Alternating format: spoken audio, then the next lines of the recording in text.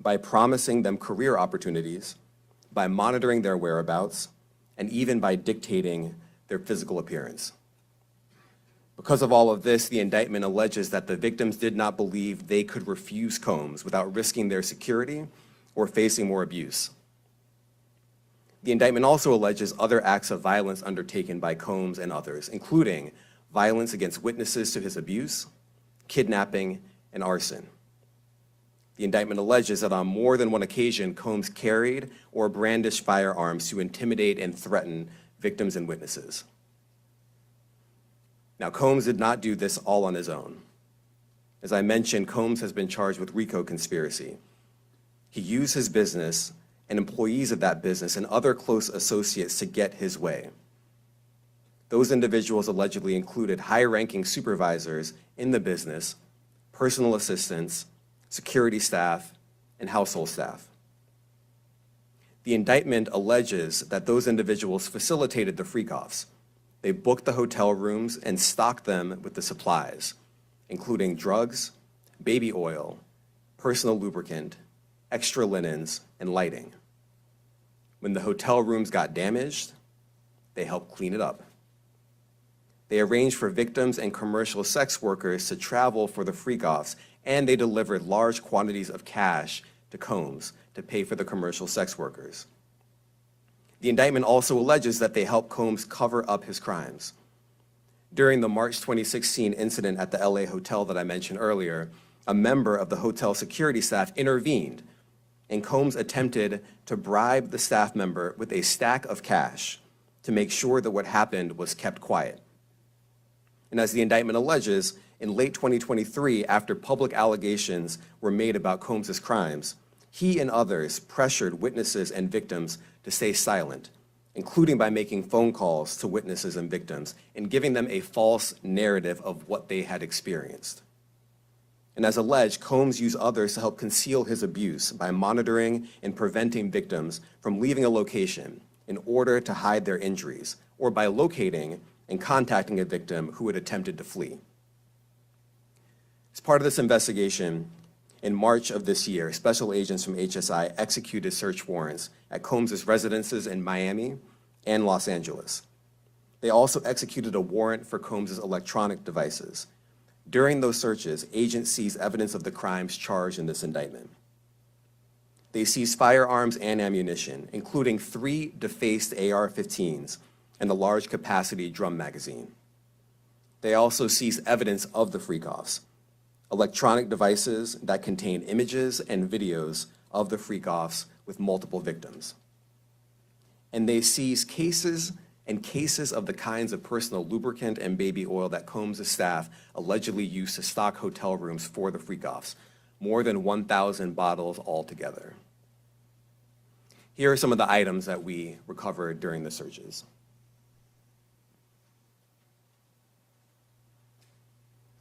As you can see here, this is a drum magazine, large capacity, and it contains, I believe, 59 rounds.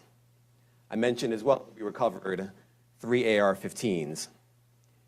This is a close-up shot of one of the AR-15s, and you can see right here, the serial number has been thoroughly defaced. Another picture of more ammunition and parts of 2 AR-15s right there. Now, I want to be clear about 2 things. First, this office is determined to investigate and prosecute anyone who engages in sex trafficking, no matter how powerful or wealthy or famous you may be. No one should doubt our commitment on that. A year ago, Sean Combs stood in Times Square and was handed a key to New York City. Today, he's been indicted and will face justice in the Southern District of New York. Second, we are not done. This investigation is ongoing, and I encourage anyone with information about this case to come forward and to do it quickly. Anyone with information can call 1-877-4-HSI-TIP.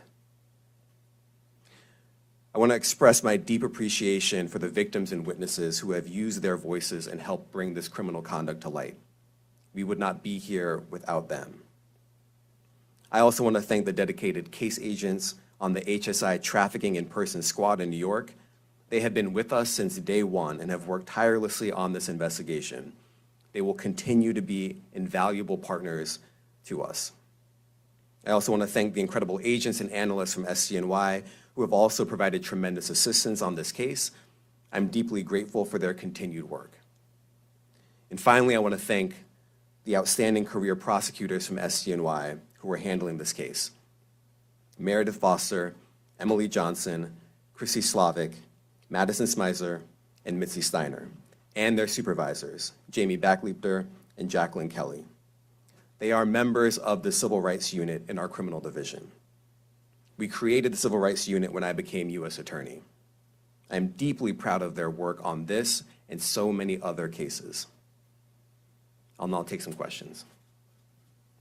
Aaron Katursky, ABC. Thanks, Nick. Damian, thanks. The indictment describes aggressive, open, violent, hedonistic abuse that you say was recurrent and widely known. Why did it take law enforcement so long to intervene? How many women were victimized by Sean Combs, and how many others were involved? Look, our investigation is ongoing. We are committed to bringing justice to everyone who's been victimized by the defendant. I can't tell you why it took so long. I think the better focus is on the fact that we are here today. And we are committed to making sure that justice is done. Next question. Thank you. Julia Ainsley, NBC.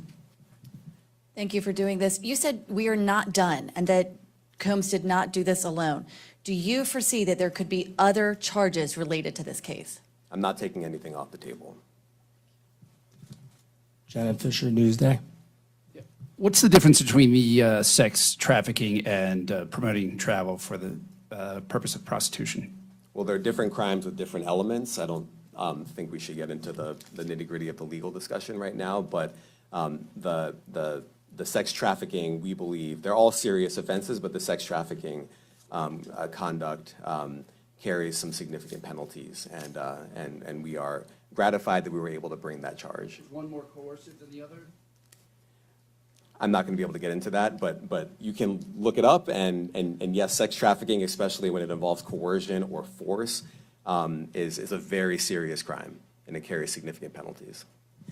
Good afternoon, Darla Miles, ABC 7 New York. Thank you for this press conference and for the details. 2 questions. In context of this indictment and the information that was presented to the grand jury, are you able to clarify the number of victims? It's mentioned plural in the indictment, but can you specify the number of victims just for this particular indictment? And secondly, can you provide details about the alleged arson? Unfortunately, I'm not able to provide either. The number of victims, you are correct. We are intentional in saying multiple. The details of the arson incident are limited to what we have in the indictment and also the detention letter that we filed, which contains more details than the indictment does at various points, but we don't have anything more beyond that. Next question. Lynn Tran, CNN. Are any of his accomplices or associates under investigation? And additionally, could he face any more charges? So the investigation is ongoing. That means both as to him and to anyone else who we believe committed the crime with him. Next question. Juliet Papa. Hi, good morning from 1010 Wins. Any indication that some of the women or victims here were imprisoned in his residences, and did he have locations where he kept them, and were not allowed to leave? And also, he's indicted here, although there were searches and raids in LA, Miami. Why in New York? Well, I'm biased. I'm the U.S. Attorney in the Southern District of New York. I think that we have an outstanding track record of bringing some of the most impactful, sprawling, complex, difficult sex trafficking, human trafficking, labor trafficking, you name it. The Southern District of New York can do it, and so we're very proud of that. And so the scope and complexity of this investigation isn't something that we ran from. It's something that we embrace, and we will continue to do that. As to your question about whether he imprisoned anyone, all I can say is that, I mentioned this March 2016 incident where something was caught on video where a victim was attempting to flee, and there was violence that was associated with it. Was that at the residence or in That was at a hotel. Matthew Lee, Inner City Press. Thanks a lot. Does your office intend to seek remand, or are you reaching a bail package? And if you're willing, how would you contrast this with the R. Kelly case in EDNY in terms of the elements? Thanks. So we will be seeking detention. We have filed a letter laying out our reasoning for seeking pretrial detention. I'm not going to be able to expand beyond what's in the letter, but it contains all of the reasoning, and it contains the law as well. There is a presumption of detention in a case like this, and we think that's warranted. John Anise, New York Daily News. Thank you. I was hoping to get some more detail about the searches of his residence, the guns, the cases of lubricant, and the videos. Where were they found amongst his residence? Were they all scattered around the houses in one place? I kind of wanted to just get a better picture of how that stuff was found. Well, look, I think that some of the details that you're seeking are in the detention letter. So, for instance, some of the AR-15s, 2 of the 3 defaced AR-15s were found in his bedroom closet in Miami, broken down into parts, along with magazines with ammunition loaded in them. So some of that detail is in the detention letter. Beyond that, I'm not going to be able to get into where other items were stored. Ben Kochman, Post. Hey, thanks for doing this. Your office was the office that had been prosecuting Jeffrey Epstein before he died in custody. I have not read your detention memo yet. It's the first thing I'm going to do after this ends. But does the memo address, or is your office concerned with Combs' safety in custody, given what happened with Epstein? So we are concerned with anyone's safety whenever they are detained prior to trial. It's part of our obligations to keep people safe as well. It's part of the criminal justice system. So, but I do not draw any sort of connection between Jeffrey Epstein's suicide and what may or may not happen to any other defendant while they are detained pretrial. And of course, the decision whether to detain the defendant will be up to a judge. Our position is that pretrial detention is warranted under the law and based on the facts of this case, and I'll leave it at that. Are some of the prosecutors on this case some of the same prosecutors that had been handling that, or that worked on the Maxwell case? So I'm not going to get into the staffing. I will say that this team, this group of AUSAs, this incredible group has been working on this case around the clock, and they've had their hands full. Next question. Gus Rosendale, NBC News. Good morning, sir. Combs' attorney said that his client has been cooperative with investigators. He said that this morning. I was wondering if you would have a reaction to that. Let me just say this. I think that generally with increasing frequency, the word cooperative or cooperating has taken on tremendous elasticity and no longer really bears any relation to what the word means when we use it in a very specific context. So responding to lawful process and the like does not qualify as cooperation when we use that term here. Mike Secak, AP. Thanks. To that end, was there any discussion of Mr. Combs surrendering? I understand he was taken into custody at a hotel in Manhattan last night, and maybe that wasn't the plan. Can you elaborate on how that came about and why that was? I'm not going to be able to get into any sort of operational details as to how he was taken into custody and when. He is in custody right now. He will be appearing in court later today. Was there any discussion of him surrendering, given they claim he's cooperating? I'm not going to be able to get into law enforcement tactics or operations. You make a big deal of the guns, but how come they're not charged outright or with obliterating serial numbers? Well, I can't get into the charging decision. It is very meaningful to us that weapons were possessed, as we allege in the indictment. Part of the reason why this conduct was so pervasive and harmful was because victims and others didn't necessarily feel comfortable denying him his wishes, as we allege, because of the presence of firearms. I should leave it there. Thanks. Last question, Jacob Shamison. Jacob Shamsian, Business Insider. Thank you. Given that he's the sole defendant in this case and that you allege he's part of a conspiracy that involves members of his companies, do you anticipate a superseding indictment that bring allegations against other members of his companies or other co-conspirators as well? Again, I can't take anything off the table. Anything is possible. Our investigation is very active and ongoing.